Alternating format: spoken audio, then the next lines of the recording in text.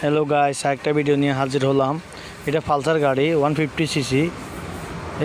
এই গাড়িটা অ্যাক্সিডেন্ট হওয়ার কারণ হচ্ছে যে উনি ঠিকমতো রাইড করছিল, বাইরের একটা গাড়ি এসে ওকে মেরে দেওয়ার কারণে এই গাড়িটার অবস্থা দেখুন।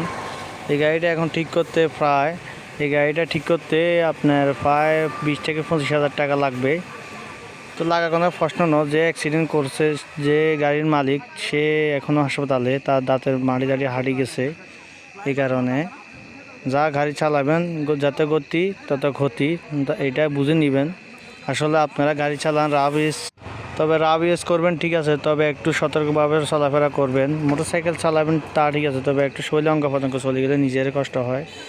তো গাইজ সবাই একটু লক্ষ্য করে গাড়ি চালাবেন। এই যে একটা ফালসা গাড়ি মেরে আসার পরে এখন স্টারিং সব ভেঙে ফেলছে, তো কাস্টমারের ক্ষতি।